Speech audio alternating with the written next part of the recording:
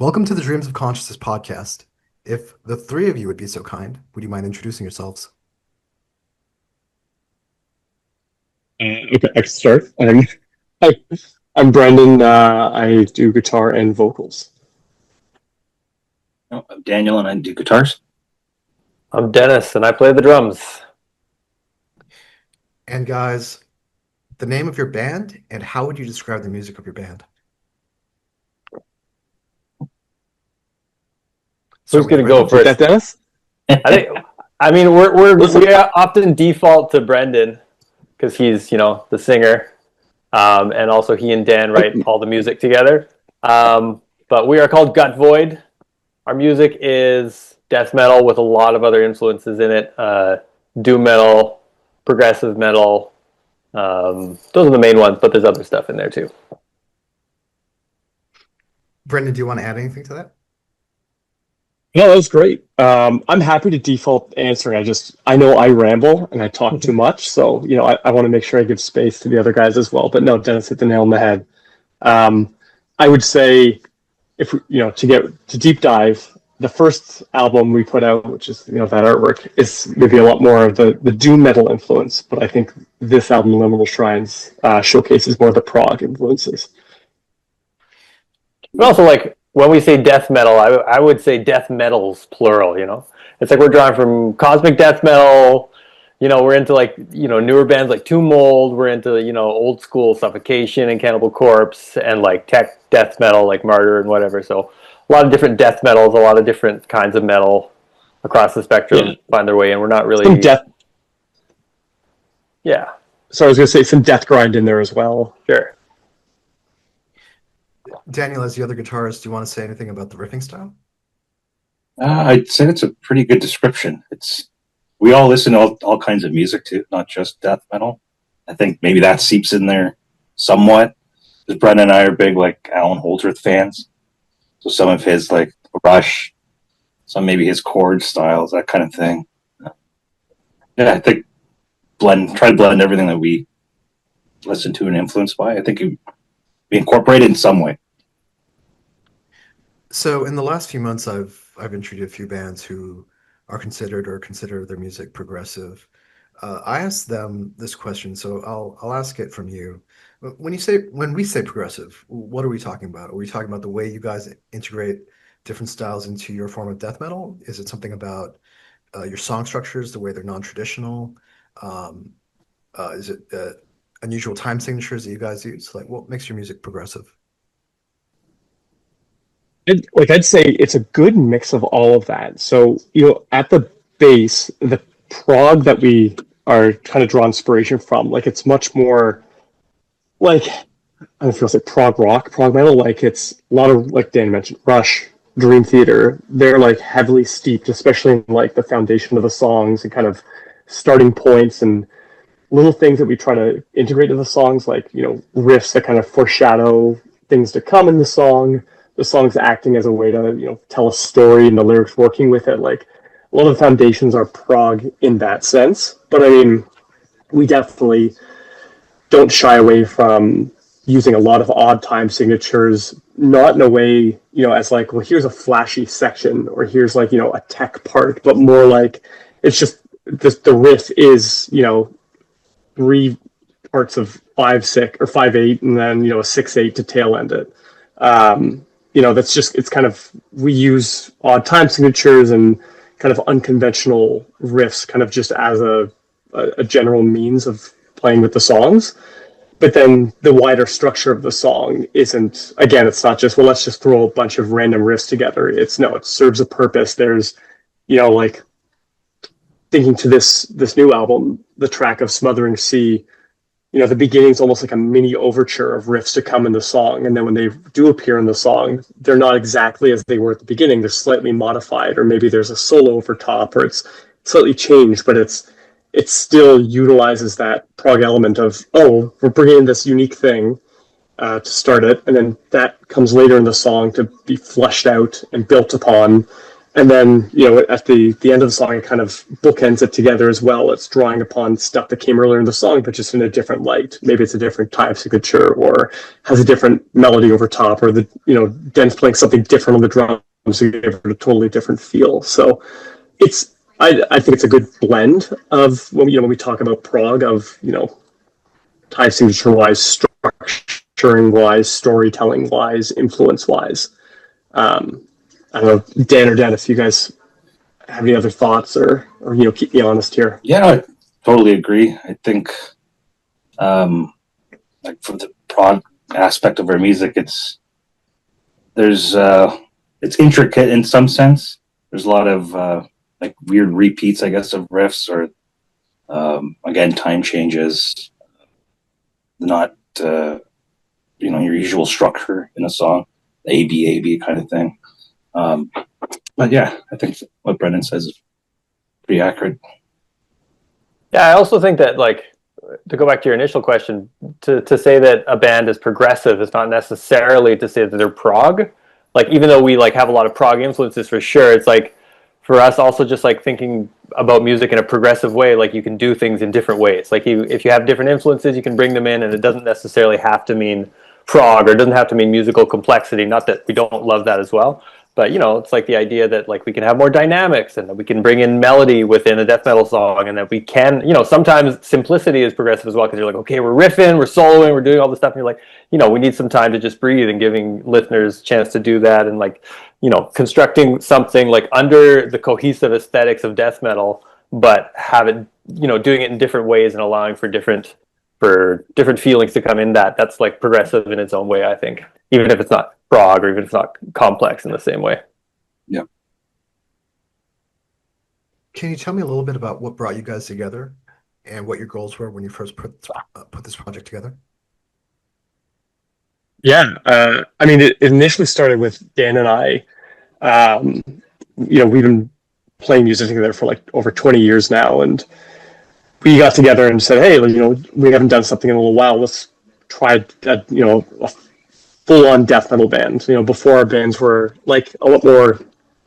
There was death metal. There's a lot of prog. There was like some clean singing stuff. There was things that kind of made it not quite true death metal. But we're like, let's do something where it's just all dank and gloomy, and all growl vocals and everything like that. And so we came up with the idea of Gutvoid, which we were getting lunch one day, and we were talking about it, and that name, one of us, Dan claims it was me, I claim it was him, but one of us came up with the name. But we liked it because it's, we wanted something that was like, sci-fi, but also death metal and gross. So, like the void of outer space, but if it was made of guts, so like the gut void. Right. Plus, like, a little homage to Gorguts, Voivod bands that we liked, are kind of like in the name there. And so, yeah, so it was kind of born there. And with that first EP, we initially were just like, yeah, we'll just do a studio project, we'll put it out, whatever. And then when it gained traction, Dan and I were like, oh, why don't we put a band together? Why don't we try playing live again? We hadn't done that, I think at that point, like over 10 years at least.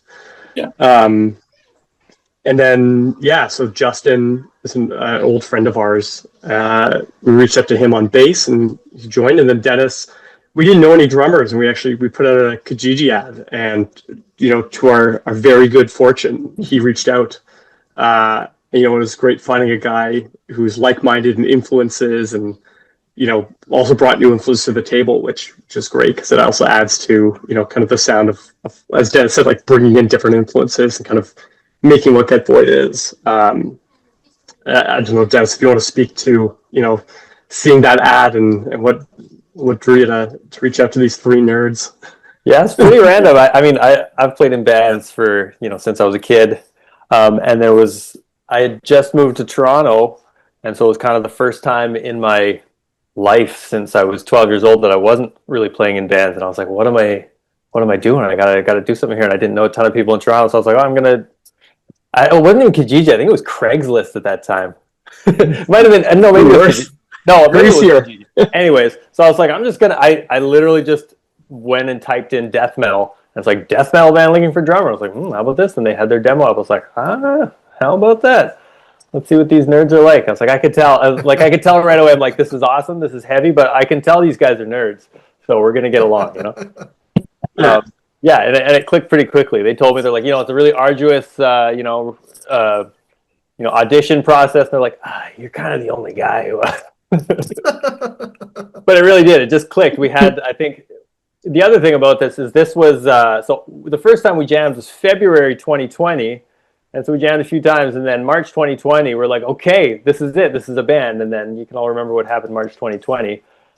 So we were very fortunate that through the nerdiness of the band and having the capabilities of writing the music out and like recording demos in their homes, that they were able to send demos out, and we were able to keep the momentum going somewhat, even though we weren't able to meet in person for the first year and a half, 2 years of our band existence. So yeah, Daniel, it always makes me laugh thinking about that timing.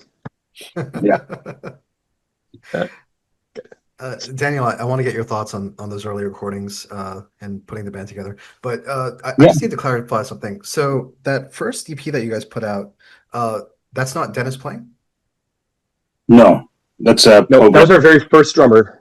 Yeah, our first real drummer, Superior drummer. Superior drummer. Right. There's a program that we use, like when we demo stuff, and at the time, we didn't have a drummer, so we just figured we could get away with that. And it's always the joke that if I don't, keep it up, I'm going to get fired and replaced by Superior drummer. Yeah, we did have a falling out with Superior drummer, which is why we had to kick them out and look for Den. But we've amended ways. So Dennis, you never know. Could come back. I mean, so many jobs are being taken over by AI. I wonder, like, at what point we're going to have a AI Superior drummer who just schedules band practice for you and writes the songs for you. Don't put this into the ether, man. I mean, we know that's happening, like AI music's happening, right? But one of the most exciting things with this band was when we finally did get to play live, and like when restrictions were lifted and we're all vaccinated and we were able to get in a room together and be sweaty and like in close proximity and like loud and visceral and like the sounds shaking your body. It was like, oh yeah, this is what we've been working for the past couple of years. So that was exciting, and we're trying to play live more and more as much as we can with the new record. And so the like coming from those those humble beginnings of basement recordings, and then like getting on these stages and doing it together, like as 4 humans on stage with however many people, 4 other humans in the audience, or sometimes more. But yeah, you know what I'm saying. The live aspect of it is so important to us as well. Yeah, it's the best. Daniel, do you want to say anything else about bringing the band together? Yeah. So when we did bring it together, it was the funny things. We just wanted just to play, like put a band together, like just me and Brendan, and the cool thing is we didn't expect anything to really happen. And then all of a sudden Blood Harvest reached out, I don't know, a couple of weeks after we did our EP. And it's slowly been growing organically since then. And that's been great. I'd like to discuss the way you guys write songs. How does it usually start for you guys? Do you start with riffs? Do you start with like kind of a riff map or an idea of how you want a song to flow? I think it depends. Like, Dan. So half the songs Dan and I kind of write kind of individually, and then half Dan and I write together. And we do it all like kind of on Guitar Pro, and then when it's kind of done, we'll we'll demo it and send it to like Dennis and Justin and get their thoughts. And obviously, Dennis, all the drum parts are 1,000 times better when he does them and adds his own stuff to it. So it's really just we give bass line, drums, and we're like, it's just this feel or this rhythm or whatever. But sometimes it is just like, Dan, I'll let you speak to yours, but for me, I'll be like showering and I'll hear a riff in my head. I'll be like, oh, that's cool. Like that's an idea. Like on this album, Leave Me Beyond the Sleeping Eye, I remember I was showering and I kind of thought I'd be of like, oh, what if like one guitar played and held a note, and then like the next beat, another guitar played, and then the bass played, and then everyone hit that note. was just kind of that idea, and I was like, oh, that's neat. And then I came down and just kind of figured that out, and then that kind of led the rest of the song just to kind of be written. Other times it's like, we have maybe like on Durance, we had 5 songs. We actually had 6 songs. Swamp Consumed, which is on our latest EP, Breathing Obelisk, that was going to be on the first album. But then a little too long, it kind of, it didn't flow with the songs. And so we said, well, let's move that. We'll do something with it. And so there's this one track that kind of needed to be added, and that was Skeletal Glyph. And I remember I was like, yeah, we need something like kind of shorter, aggressive, something like that, and that kind of led to how that song was written. I think I came up with that first riff, and then I passed off to Dan, and he added to it, and then we kind of like it came really quickly, and then that song kind of came to be, but based upon like what it needed to fill in the flow of the album. And so it kind of, for me at least, it kind of depends, either it's like a kernel or something, like I get an idea, or I hear a song that influences me, and I'm like, oh, I should do a riff kind of like that or something, or kind of servicing its role in the album. Yeah, I don't know, Dan, if you tackles differently. Pretty much the same. It can come from almost anywhere. Like you hear something in your head, like you said, listen to a song. Sometimes for me, it's like a rhythm, a drum beat. I might start the song like that, or it's just I pick up the guitar and something comes out, and it could be half a song or a whole song, and I'll send it to Brendan, and he might take out a riff and put one in, or like again we work together on it, and he'll rearrange it, that kind of thing. So it's a lot of collaboration. Or sometimes Brendan will, like this album, he wrote I think 90% of it. Just happens. So just let it happen naturally. So whoever writes what, or when we come together, show it to Justin and Den, and you think. Yeah. So the main thing was like pretty collaborative. Yeah. Yeah, like even if it's like, it's the starting point is Dan or myself or whatever, it's not the song isn't the song until like kind of everyone puts their mark on it. Like it really is like the whole's greater than or what is it, the whole's greater than the parts. I know I'm butchering it. Yeah. Yeah. But it really is that. It's like, all 4 of us make the song, make the album. It's not, there's not like a big ownership of like, well, that one was Dan's, that one was mine, but it's whatever. It's really the whole of the band that really brings it together and brings life to it. So if I'm understanding you, a lot of the composition and the arranging happens at the Guitar Pro stage, and the song structures are mostly in place by the time Dennis and Justin hear them? Yeah, like, oh, sorry, Dan. No, pretty much. We use, I think, Guitar Pro pretty much exclusively for everything.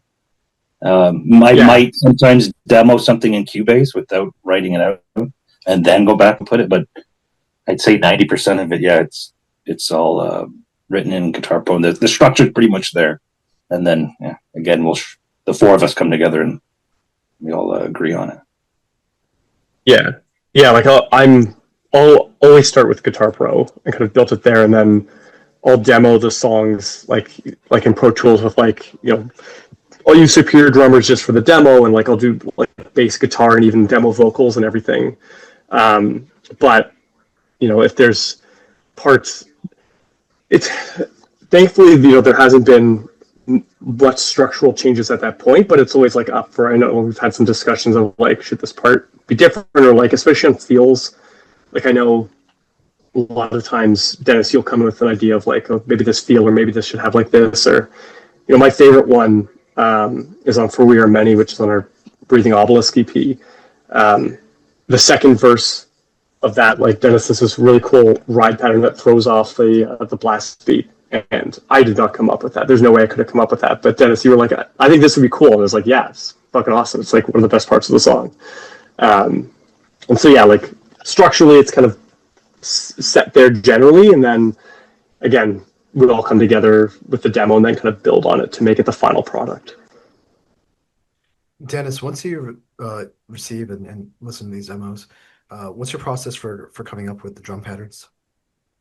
So that process has evolved a little bit over the course of, I guess, we're already working on the new record, like new the second part of the Liminal Shrines, which will be recorded. We're recording the drums in a couple of weeks, actually. No, a few weeks, in about a month. So the process for me, I am a very methodical person as well, which is really nice working with these guys because, like their writing. One thing I really admire is this combination of inspiration and then like discipline and being calculated. So it's like they've got these ideas and then they put in the work to flesh them out. So there's always new material coming and stuff for me to work on. So the way I work, they send me the charts. I like to print them out and put them into big like visual scores. I'll listen to them with Superior Drummer. I'll listen to them with no drums whatsoever. And then I'll start to create my parts, sort of see how much I'm going to change from what the program parts are, how much is going to stay the same. And then I'll ask, after I've been working on them for a few weeks, I'll decide where I want the click track to be. And I'll send them back to them. I'll be like, I need click tracks in these places. And then I start working on them with click tracks with no Superior Drummer. And then after I start to like internalize them a bit, then we'll start to meet together in the jam space and work on them. And they might be like, okay, this is working here, this is not working here, why don't we try this? And then it becomes more of like a real band thing before we get into the studio and do the drums. So at the time we're having this conversation, the second Gutvoid album will be released at the end of the week. It's called Liminal Shrines, and it'll be out through Profound Lore Records. Tell me a little bit about your intentions with this album. Did you go into this wanting to expand on what you've done in the past and maybe even bring in some more influences that you hadn't used before? Excuse me. Yeah, definitely. Like, I remember after Durance and when we decided what Breathing Obelisk was going to be, and we kind of had those songs, I think we were all talking like what for the next album. At that point, it was we hadn't come up with the idea of like doing the kind of connected split album, but we were like, what influence do we want to draw on? Like, what do we want more of? And we're like, okay, well, we want more solos, a bit more of like a definite like Gorguts influence. I remember like them specifically, that name getting thrown out, but then also like more kind of proggy, like not techie, but not like tech death, like not like scales or whatever, but like technical, like times proggy technical, different time signatures, weird kind of riffs or weird structures. And so like Dan said, by no intention, just by how it fleshed out timing wise and stuff. Like I happened to write this album and had that idea in mind of like, okay, like that's the kind of stuff that we want to focus on. And so this album definitely, I think, leans more into those prog tendencies, and kind of, despite that, is a lot more, I'd say, like aggressive compared to Durance. Like Durance, I think it's more. It still has like its aggressive and proggy parts, but I think it has a bit of that like doomier, new old school death metal kind of vibe. Whereas this one, obviously it still sounds like Gutvoid, but I think it builds on that and has a lot more of those prog elements, a lot more of like a bit more intense parts. Definitely, I would say more. And Dennis, keep me honest here. I think more blast beats throughout it as well, and a bit more intense drumming wise. A lot more room for Dennis to stretch drumming wise as well. Like, I know, as Dennis mentioned earlier, like it's the learning process, everything has evolved, and with that, I think the writing process has evolved for us as well, because now we know the four of us, we know our strengths, we know what we like, we know what we bring to the table, and it kind of helps be like, oh, like sweet, like let's run with that a bit more. Like I know for this album and the next album, I purposely built in a lot more sections for Dennis to like kind of have interesting drumming or drum solos, or like do a lot more fills, just to really stretch and build on the skills that I know he has. Because he's a fantastic death metal drummer, but I know at heart he's a fantastic prog drummer as well. So you can hear some Neil Peart influences and Portnoy influences and all that, which just makes Dan and I very happy. Sorry, I feel like I rambled a lot. I'll pass it off to you guys. I pretty much agree. I think it's showcasing like the sound we were trying to achieve. It basically it's a progression of Durance. We still maintain some doom metal aspect, that old school, I guess, sound. But we're bringing in the other sounds we really love too, which, again, the prog, which we can't help, just natural, and then just mesh it together. And I think it pretty much shows what we're trying to achieve. Dennis, as somebody who heard what the guys were working on before the rest of us, what was your take on what they were attempting, what they were trying to accomplish with this? I mean, it felt, even before we started playing it together, it felt more like a cohesive band effort, if that makes sense. Because, like Brendan's saying, he was writing with the group dynamic in mind. It's not just like, oh, well, this is how Dennis is going to play this or whatever. But it's like we had, when they were writing for the initial demo, and then even a lot of the first record, I guess all the first record actually, it was before we'd played live, right? So it's like, having played live so much after the first record, it's like we figure out how we feed off each other, how like Justin and I link up as a rhythm section, and like how I approach the drums differently than Brendan's programmed parts, and then how Brendan and Dan played together live and trading off solos and all these things, and like things that we found that we really enjoyed doing live. Like there's certain songs that we would play more and more, like Alter Lick and stuff we played almost every show, and Murmurations from the split that we did. That was another one that was a live staple, and we've actually just brought back. But yeah, so figuring out what works with the four of us, like as a real band, not just sort of theoretically, but actually, physically when we're playing together. I think that, to me, it felt like this was geared more towards that, like what's going to work as a real 4-piece band playing these songs, and so that made it much more. Also, having this is the second full length, and then having the EP as well. It felt more natural for me going into it. I'm like, oh yeah, this is not like, okay, what's going on? It's like, okay, I'm getting back into it again. I'm like, here we go again. This is exciting, and now I can focus on pushing myself and getting into these parts and getting into the song structures without sort of figuring out what's going to work and what's not going to work sort of on a top-down level. It's like, okay, like we're getting the vibe, we're getting the feel, and it's like, now how do we progress with that? I'm curious, Brendan, you mentioned something about one of the songs introducing the riffs and then bringing them in later on in a different form, which is kind of a classical composition kind of way of arranging and creating compositions. Do you guys have a music school background? Do you guys study music theory or anything like that? I don't. I played piano for a long time, like when I was a kid, but I was terrible at theory. Had a terrible ear, didn't get very far, and then that was that. And it's the closest thing to theory is Guitar Pro for me and tabs. So I am the opposite of that, unfortunately. I'll pass it off to these guys. I'm pretty much the same. I don't have any background in anything. I just self-taught. I love theory. I know about it, but when I write, I don't use it. That's like, I guess, the style Brendan and I have. We just write. We don't really think. This note's moving to this note. It's a diminished chord. It's going to resolve for stuff. We don't really do that. It's just from listening to all the bands that we listen to. That's coming out naturally. But yeah, I don't have. I remember. Yeah, but I was just gonna say, Dan. I remember when it was a long time ago. You were like, "Yeah, Dimebag used to just be like, if it sounds good, it sounds good." You didn't care about, Yeah, that's very much like that. That's pretty much, it sounds like, I'll send a riff to him and he'll be, oh, that's awesome. Or I'll say the same thing and we just get that feeling. But theory-wise, like our schooling's just self-taught, really. Okay, I was just curious.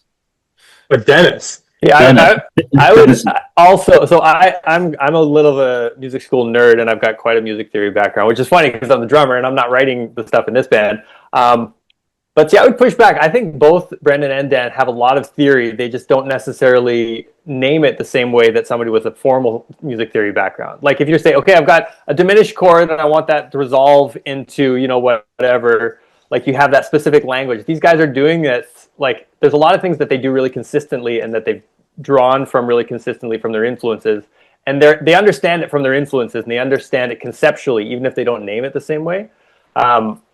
Like, you know, I'm not giving away anything here. You can see Dan's shirt. They're big Dream Theater fans, and I'm a big Dream Theater fan too. And they'll be like, okay, this is something we wanted, you know, a vibe from, and they'll like name a song, and they'll be like, you know, we're drawing on that sort of harmonic influence. And I'm like, yeah, that's like, there's a theoretical concept there. They're not just copying the chord progression or not just copying the solos, but they're getting those vibes, and they're doing that by either using the same scales or using the same pitch class collections in different ways, even if they're not calling it that, right? And there's a ton of rhythmic, like odd time signatures and changing time signatures are not random, right? There's a lot of very specific structure, and there's like music theory articles that like describe, for example, how Dream Theater does it. There's one that I remember I studied in a theory of rhythm and meter class that I took one time, and I see those patterns consistently in Brendan's writing specifically. Dan's got a slightly different approach, but I remember I pointed it out to him. I'm like, it's called an ABAC amp. I won't get into the nerdiness of it, but like, you're doing this, and then something else, and then this, and then something else extended. And he's like, oh yeah, I do that all the time. Like, it's a Dream Theater trick, you know? It's not just Dream Theater, but they do it in this very specific way that Brendan does all the time as well. And it's like, he understands that conceptually and theoretically, and it makes its way into the music, even if he's not sitting and labeling it that same way. And so it's like, it's not just random. It's very sort of focused and methodical.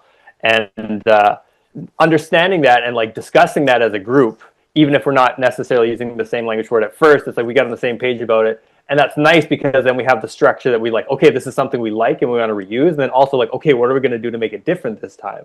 And I remember like that specifically, we talked a lot about, you know, how to use different time signatures and different phrasings. Oh, we're almost out of time here on the first record. And then we had some new ways of doing it for this new record. So we were speaking a little bit about the way you guys compose songs. I'm curious at what point do the lyrics come in? Do you have themes in mind before you start writing songs, or is this something that develops after the music is finished?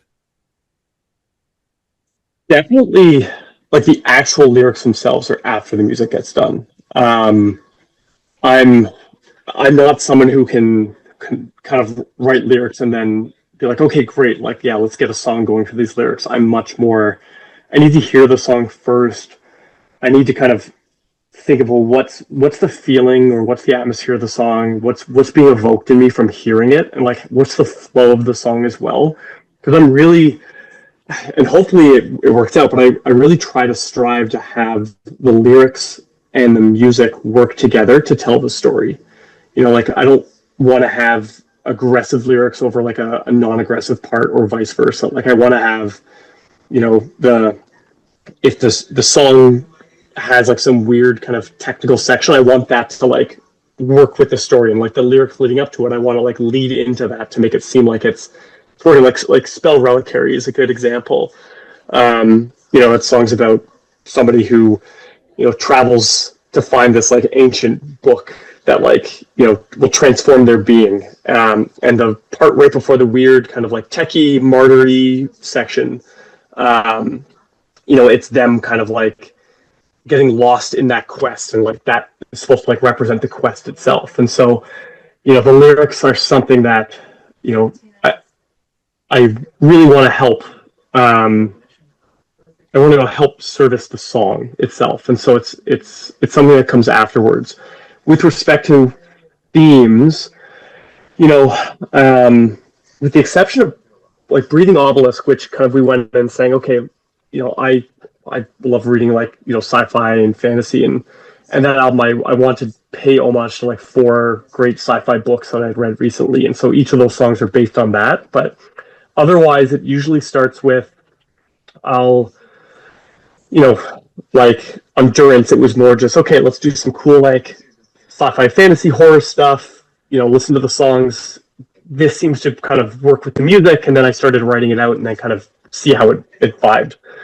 With Liminal Shrines in the next one, because we kind of determined that it was going to be 2 related albums, like a concept album, not in the sense of like Lamb Lies Down on Broadway concept album, but more just like an album that's tied conceptually, more like in the Rush sense, like how Neil Peart used to take albums and say, well, this album, like Power Windows, we're going to explore power, counterparts, we're going to explore like opposites. and each song kind of dealt with that in a different way. It's much more like that. And so this one, I'd written some lyrics for a couple of the songs. But then when we decided to do this kind of connected double album thing, I started to think, well, like what's kind of a thread that's in these songs and kind of the ideas that I have percolating of like what could be maybe a cool song idea. And that the exploration of change, like change of states, change of beings, whether it's a good change that you bring upon yourself or a bad one that occurs from your own doing, or change that is brought onto you without any of your will. It just occurs upon you, whether it's good or bad. That kind of seemed to be coming out in the lyrics and the ideas that I had. And so that's the exploration on these two albums. But obviously through, like a sci-fi fantasy horror lens. So yeah, it's some ways dependent, or at least in this instance, and I guess in Breathing Obelisk, it was kind of had an idea of like what of the overall theme was going to be, and that helped drive the lyrics. But definitely, music first and lyrics come after that. So when you say story, not necessarily a narrative from beginning to end, but like a collection of stories that share this kind of like cosmic horror or sci-fi uh, theme. Yeah, we're more like it's a collection of stories that explore the concept of change and good or bad change, but through the lens of sci-fi or fantastical horror. We're not talking about real world examples or like more say like philosophic explorations of it. It's more like there's some strange structure built on the moon, like Umbriel, and scientists go to check it out, but then they become entranced by this living creature that resides in it, and it draws them in and like changes them.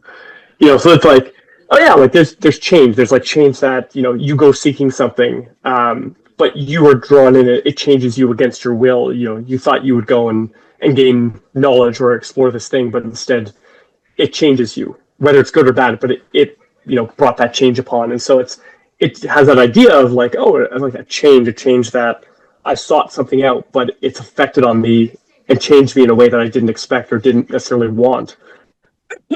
But through like some like alien artifact that draws some like scientists in and changes them and makes them like cosmic beings or whatever.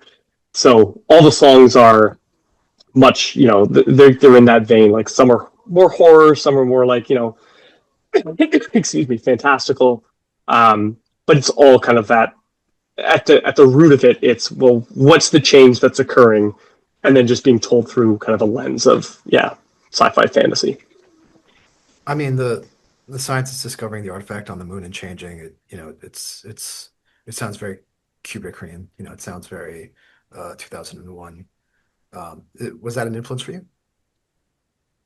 Not like not specifically. I mean, obviously that movie's incredible. But that I'm trying to think what there wasn't anything specific with Umbriel's Door that really influenced me. I think I like the idea of, oh, it'd be cool if like there was some like artifact on the moon. Maybe like it's in no ways it the same, but the movie Event Horizon, there's a black hole by Neptune.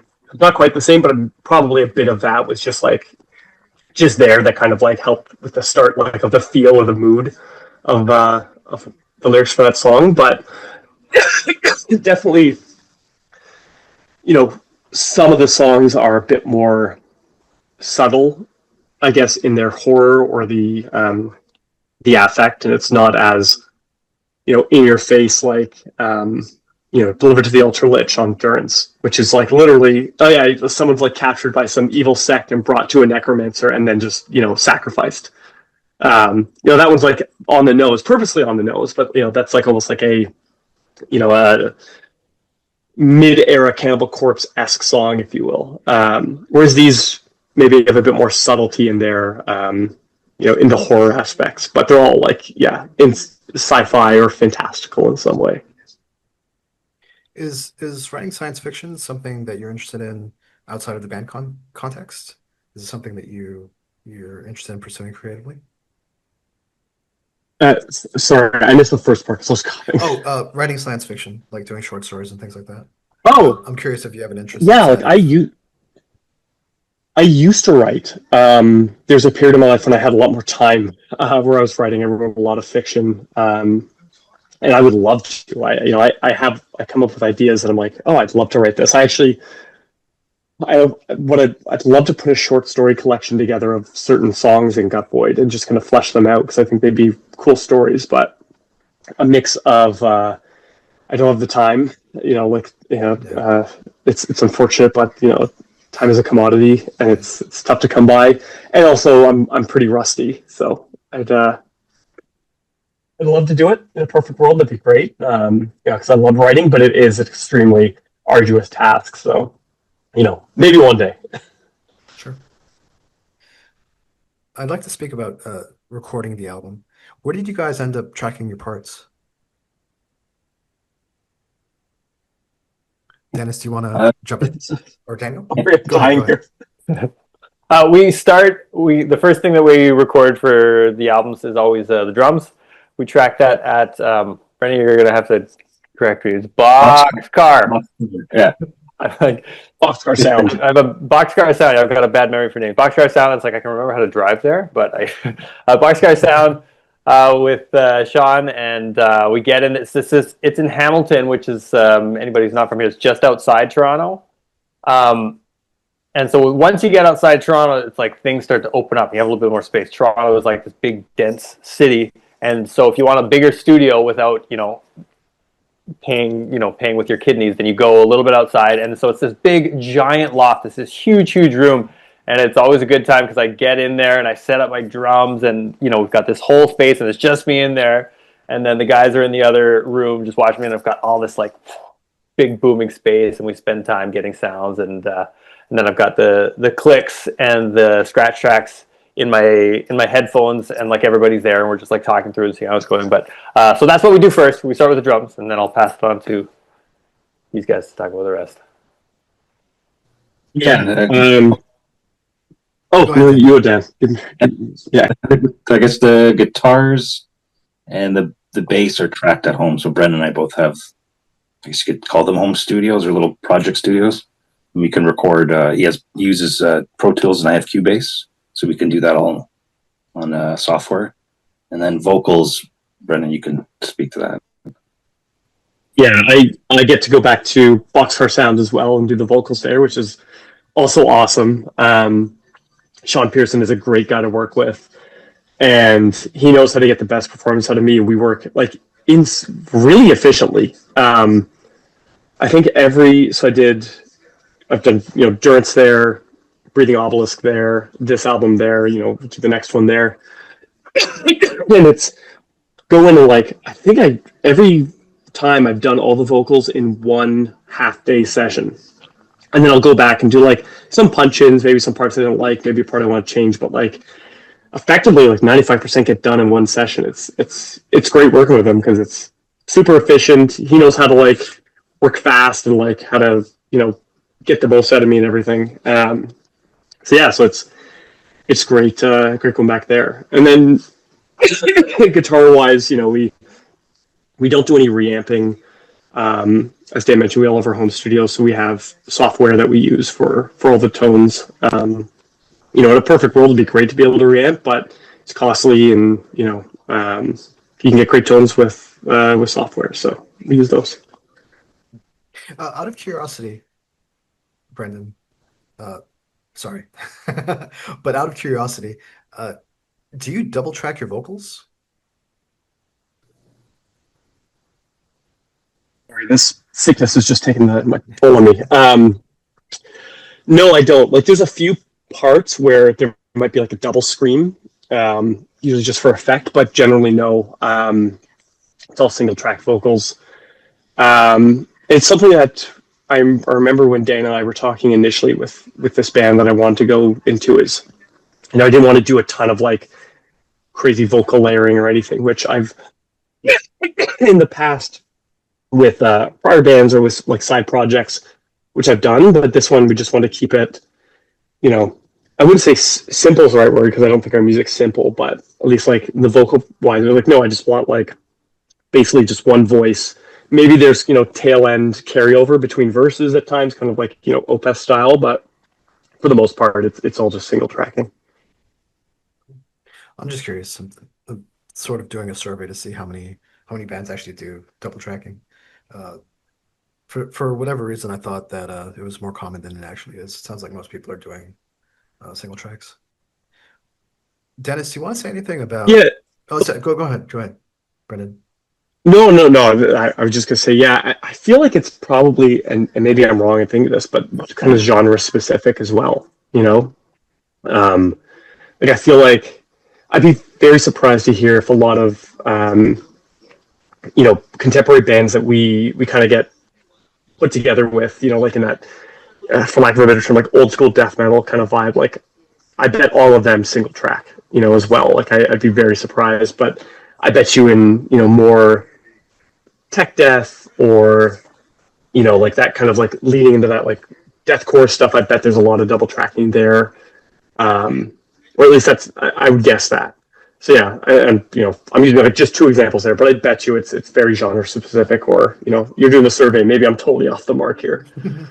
No, I think you're right. I think I mean certain bands you can kind of tell because their vocals are almost more like spoken word shouting. Do you know what I mean? And so just because it's not like a very uh, it, it's not on the beat, you can tell that it's probably really hard to double track those vocals. I feel like maybe with the Death Doom kind of stuff, there's probably more double tracking, um, just so that they can get that like very epic, big sound. Yeah, it's interesting. I'm speaking to you're wearing a Reeking Aura shirt. I'm speaking to the guys next week, um, Oh, and so I'll ask Bill if he double tracks his Will, vocals because his vocals are fucking sick. Will is my Will's my vocal hero. He's a friend. I talk to him all the time. He actually has helped me develop some of my vocal style, and he guest vocaled on our first album. Yeah, he's a fantastic guy. Yeah, all around good dudes in that band. Um, Yeah. Dennis, do you want to say anything about capturing your drum sound? Um, I'm pretty old school in my approach to the drums. Like and that's one of the reasons I like recording a box car. Like I would like a really good acoustic sound. We've got more room sound than I think a lot of death metal bands do. Um, and that comes from, again, a lot of the non-death metal that we listen to. Um, so yeah, we also, again, speaking to that, we like a lot of dynamics. Like we've had discussions in like mixing. We're like, oh, there's certain parts where it's like, and again, I love brutal death metal. I love tech death metal. When they've got like the snare, everything just like, so you're blasting and the blast is just as loud as the backbeat parts. But, we're like, what does this actually sound like, when it's played by people? And it's like, you feel the blast differently when you allow those dynamics to come through. And it's like, it forces me to like push hard. It's like, if I want it to hit harder, I actually have to physically hit harder. And then when we want the space and we want the room sound and we want the natural reverb and things like that, then we can let that come in there. So yeah, the drum sound, we try to do something that's, I mean, maybe Brendan can correct me, but we go for like largely consistent sounds. It's not like, I mean, obviously there's some compression and that kind of stuff, but it's not a lot of like, okay, we raise the snare here and then we bring it down here and then the kicks are all quantized in this, where it's like, it's much more like, okay, we're trying to capture performances and trying to capture the acoustic sound of the drums and the feel and dynamics of, a person playing the drums, which is not to say that, they're all one take or whatever. But that's more the aesthetic that we're going for, and that's kind of in all the bands I've played in. That's always been my aesthetic largely. Can you guys tell me about Yeah. working with? Just Oh, go ahead. Go ahead. Sorry. no. I just because Dennis, mentioned. I 100% agree with that. We always want Dennis's performance to come out, and we want to have like all the dynamics there as well, right? So. We want to keep that natural kind of dynamic, not like, as Dennis mentioned, like, oh, let's raise it here and then drop it here. It's like, no, like he played it this way. It's going to have, parts that will like pop out more than others, but that's because he played it that way. And so we want that to kind of come out. It's like, when we talked about what the drums sound like on this album, it sounds like, crisp and tight, but very organic as well. And I think that kind of is what we want to go for. We want to sound like you can hear all the intricacies and the nuances with every instrument and what everyone's doing, because it's pretty dense music, especially sometimes it's very dense. But we don't want to sound mechanical. We want to have life. And I think that starts at the basis is at the drums, and then it's everything built on that. Can you guys tell me about working with Greg Dawson, how he got involved with the album, and what you wanted him to bring to the sound, the finished sound of the album? Dennis, you want to jump in? I can start. Yeah. Go ahead. Sure. Yeah. So yeah, when we were talking about, who we wanted to mix the album, we threw out some names, but Greg Dawson was at the top of the list, really because of what he did on Hive Mind Narcosis, which is the last Fentifaxaf album, which sounds incredible. And kind of what I was just, Dennis and I were saying, like, you listen to that album, there's a ton of stuff going on, and it's like super technical and super weird, but you can hear everything, and it's really clear and crisp, but still has life. Like, it's not a sterile sounding album. It's very organic, but you pick up all the nuances. And that was really what we're like, when we were thinking about, okay, well, what do we want this to sound like? Like, Durance, I think it sounds great, but it's boomy. It's like, it's kind of thick and kind of suffocating a bit, which is great for, like, I think the tone we were going for in the songs on that. But for this one, especially leaning a bit more into like the proggier elements and, more technical nuances, we wanted something that was really bright and crisp. And so that's kind of why we kind of went with Greg. I don't know if I'll pass it off from here. If anyone else has thoughts on Yeah, they're pretty much the same sentiment. Is capturing a natural sound. Like, our music's not set to a grid or anything like that. So even if we do play to a click, it can, somewhat deviate a little bit. So that's the human aspect coming through, which I think plays to our sound. Especially we're into old prog rock, like the old Rush records. They sort of, they're not perfectly in time, that kind of thing. Very natural sounding. And I think it fits. It suits this album perfectly. Because again, Dennis is playing I would say is more nuanced in the sense he's doing stuff with a hi-hat, like a Neil Peart kind of thing, playing a hi-hat, maybe some ghost notes, and more intricate parts than say Durance.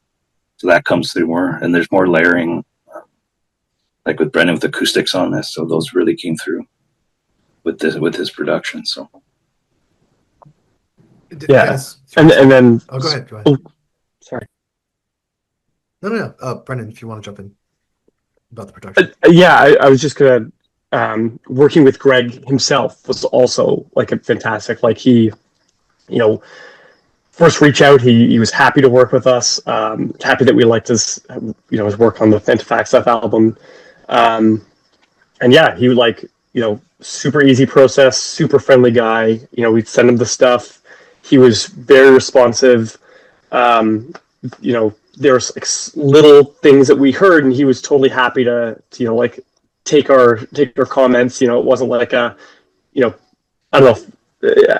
Some people might be like, well, you get like 2 rounds of comments and then that's it. He was like, no, like, tell me, open ears, and like, happy to like change things, and like, so very, very easy to work with.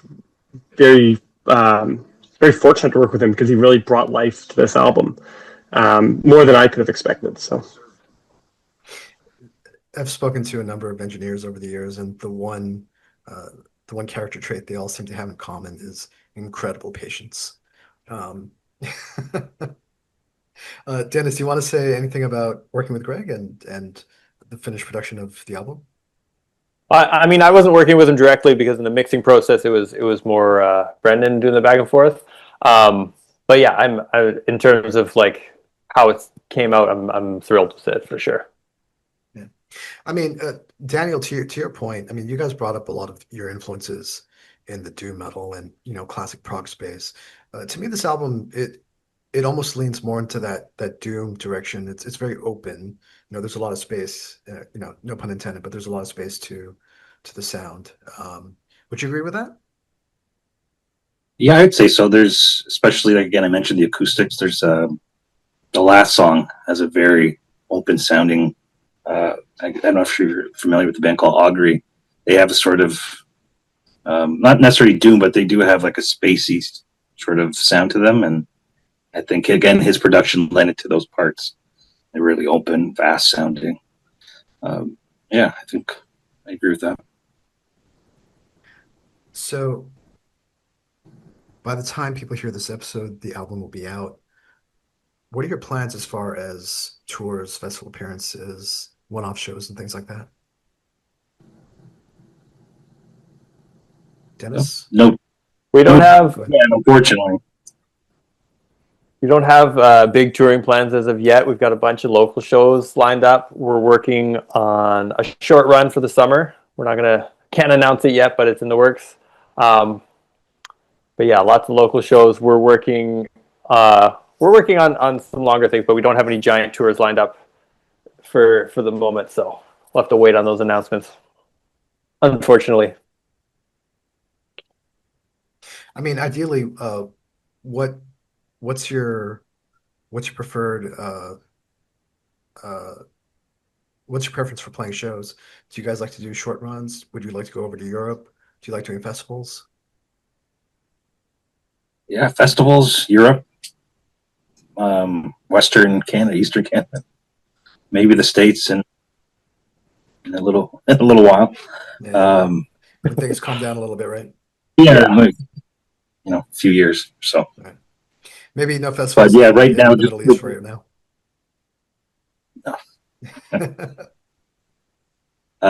yeah, just locally right now. But we would love to play a festival like in Europe or something like that, or a small run. Definitely open to that if Yeah, we're lucky enough awesome. the opportunity exists. Then yeah, for sure. So, by the time people hear this episode, Liminal Shrines will be out through Profound Lore Records. Dennis, Daniel, and Brendan, please tell everyone listening how they can order the new album. What's the best way to get it? We got our Bandcamp page. I think it's Gutvoid official at Bandcamp. I'm So, not yeah, 100% sure, but we're on Bandcamp. yeah. You can go It's to Google it, you'll find it. yeah, Profound Lore, obviously, which he'll be working with other labels all around the world. So if you're in all parts of the world, you can get it anywhere. It'll be available worldwide. It's going to be on Yeah, vinyl. you can get. Yeah. Oh, go ahead. No, oh, no. Yeah, it's so Profound Lore is putting out the vinyl and the CD, and then Gurgling Gore is a record label from Maine in the States. He's a great guy. Brett and I worked with him on our side projects. And he's putting out the cassette version. And you can find us on Instagram, Facebook, YouTube, I think Spotify, I Yeah, guess all the streaming platforms we're available on. yeah, yeah. But Daniel, definitely the best way if you want to get a vinyl, yeah, Profound Lore, and if you want to get the tapes, go Griffin and Gore. Yeah. Yeah. yeah, you guys mentioned the vinyl version. I believe there are two variants. Is that correct? Uh, Yeah. Yeah, there's a like a yellow orange and then a red, and they're both incredible. cool. And you guys mentioned your Instagram. As far as merch, uh, is everything going through the Bandcamp page or through Profound Lore? Or do you guys have your own It merch will store? be the merch will be pretty sure it's all going to be handled through Profound Lore. We Okay. do have our own like merch on Bandcamp. Like we had a first run of T-shirts for the EP, and there's some stuff for Durance, and we just released a new shirt from Breathing Obelisk, I believe it was. We just released a new shirt for there, so that stuff you can find on our Bandcamp. Okay, cool. Uh, so Dennis, I'm based in Malaysia. I understand you have some kind of connection, or you wrote a paper about the scene in Southeast Asia. Is that correct? Specifically in Indonesia, yeah. Okay, cool. I've been to Indonesia a few times, and I became absolutely obsessed with Indonesian death metal and other forms of extreme metal there. Do you have you been to Indonesia as well? I guess if you're I so have close. not been to Indonesia. There's a Okay. big festival uh, that they hold every year called Hammer Sonic. I don't know if you've been to Hammer Sonic. Yeah, yeah, yeah. Um, but every year I make plans to go to Hammer Sonic, and every year my plans fall through. But maybe this year it'll happen. We'll see. I'm curious what your interest in the Indonesian scene is. So I first became aware of the scene. Um, it's totally random. I was playing in a top 40 pop cover band that was playing in hotels. And I had a gig in Jakarta. And while I was there, Dying Fetus played. I was like, "Oh, Dying Fetus playing in Jakarta," and I wasn't aware of the scene of the Indonesian scene at the time. So I saw this Dying Fetus show, and opening the show, there was a band called Pro Satanica Pro Satanica from Jakarta, who's incredible. Noxa, who's a grindcore band from Jakarta, is incredible. Dead Squad, who's like a tech death band from Jakarta, and these bands came on, and they just blew my mind. And there was like thousands of metalheads like singing along to these tech death songs. I was like, okay, this is something serious. This is like a serious scene. And I was there for 4 months, and I went to shows every weekend, and there was local shows every single weekend, and they were packed. And I was like, okay, I've never seen a scene like this anywhere. And the bands were amazing, and the fans were so like inspired and friendly, and it was just like I was so taken by it. I was like, I need to come back. So I made a point of going back and doing some academic research there and stuff. Um, and yeah, I just in terms of the music, in terms of the culture, I'd never seen anything like it anywhere, and it's still inspiring to me. Like I've still got a lot of friends there I keep in touch with, and I try to keep up with a lot of the bands and a lot of the new releases. And I'm hoping to go back again sometime. I've been there 3 times now. Yeah, hoping to go back again sometimes. For me, it's just one of the most exciting scenes of any genre of music, but especially the most exciting extreme metal scene I've ever seen. Yeah. This podcast actually started to cover the scenes in Southeast Asia. I never really got to delve much into Indonesia because Indonesia is huge. Like there's almost It is half a billion so people living big. Yeah. there. And So and again, when I say Indonesia, I mostly know Jakarta and Bandung. right, yeah. And I've been to a few shows in Bali as well, and a few across other places in Java. But Jakarta and Bandung are both just these massive scenes. But I also know that there's scenes again all over Indonesia. Like you said, it's massive. There's scenes in Borneo. There's scenes in Sumatra. There's scenes in like all kinds of places I've never visited, and a lot of them are like super like local. It's not like bands tour across the country and bands come into the country, but it's not just reliant on bands coming in. Like if we look at a city like Toronto, we're this huge city, but it's like the metal scene in Toronto is largely based around touring bands coming from elsewhere in Canada and from the States, and it's like we've got a handful of cool bands. Whereas like you go to Bandung, which is a city that's even smaller than Toronto population wise, and they've got like hundreds of bands, and so they've got like very much their own scene, and like bands will come in from other places as well, but it's like it can be this really self-contained thing where you've got enough bands and enough fans that there's shows on the regular. Yeah. Did you make any contacts while you were out there? Did you meet any Yeah, promoters or anything like yeah. that? Yeah. We would, and I would love to go and take this band there at some point. There's a lot of logistical things that make that quite difficult. Right. But that's definitely something that like I talk with I've got a lot of buddies there who are involved with the scene in various ways, musicians and promoters. And for years I've talked about trying to figure out a way to do it. I don't know. Maybe the next touring cycle will do it. But yeah, it's definitely something that's been on my mind and on my radar for years and years now. It is logistically quite difficult. Mainly that's a flight, right? From it's I Toronto mean to flying there Jakarta. is a big thing, and then having to deal with if you're going to do it as you should. It's like you don't want to risk. I know that I don't want to get too into it, but I know that there's some bands who arrive as tourists and then borrow gear and then just kind of do that. But I also know that some bands have done that and then got in trouble. So ideally, you want to do it properly through the the formal channels, and you get your. I'm not sure exactly what the work visa would be, but you need some kind of work visa, not just a tourist visa, to have it be legit and overboard.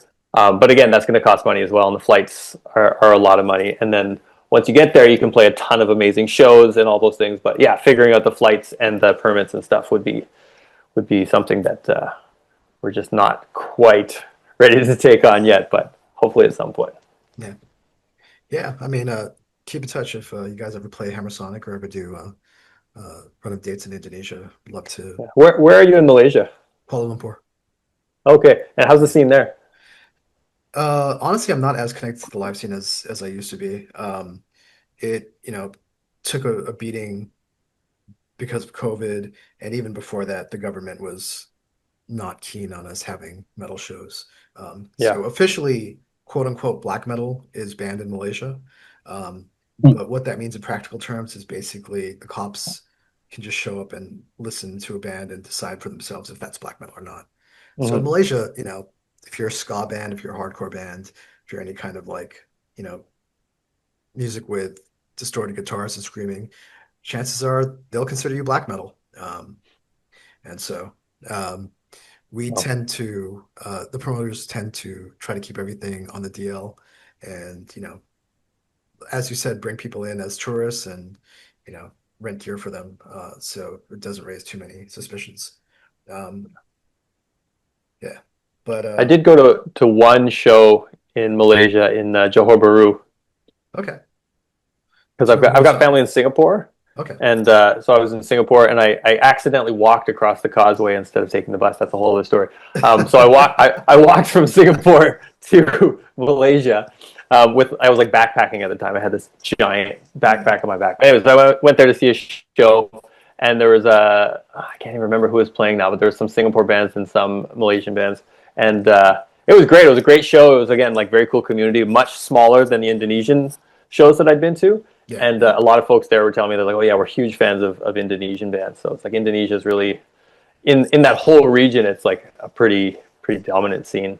But yeah, I mean, from what I understand, again, I've only been to shows in Singapore, Johor Bahru, and then across Indonesia. But from what I understand, there's scenes all over Southeast Asia. I'm sure you could speak to that maybe a bit more. Yeah, I mean, to be honest with you, I'm a little bit sick of speaking about the scene in Asia. But it is. I don't mean for you to okay, tell me all about it now. But yeah. But I mean, I think just in terms of if listeners are curious, the first 12 or 15 or so episodes are all about the Southeast Asian scene. I did episodes about the Philippines, Singapore, Thailand, a few about Malaysia. Yeah, I mean, but if if you guys are interested in touring the region, if you're not that picky about having a front of house or a sound guy or anything like that, we can bring you guys over and maybe sneak you in as backpackers and figure out how to make that work. You'll have to track down a left-handed 7-string for Brendan. You can be done in range with Friendlo. Yeah. Guys, it was really nice chatting with you, and I really appreciate how generous you were with your time. Is there anything else you want to say? Anything else you want the listeners to know? Daniel. Just thanks for our support over the years. Yeah, pretty much it. Dennis? Hope you enjoy the new album. Dennis, final thoughts? Yeah. Check out some Indonesian bands. Dead Squad, Noxa, Siksa Kubur, Mouthless, Belantar, Burger Kill, Asphyxiate, Gore Infamous, Just Sad. Just keeps going. Check out some Indonesian bands. Honestly, they've been a huge influence on me as a musician as well. But yeah, enjoy the record. We're so excited that it's out. Hope to see you at a show. Brendan, final thoughts? Yeah, same. Appreciate the support. Hope you enjoy the record. If you like this one, you'll like the next one as well. They flow well. And also listen to some Rush. Absolutely. And if you have time, never go wrong with Rush. Excellent. Working Men, thank you for your time. Thank you. Thanks for having us. Yeah, thanks so much. Really appreciate it.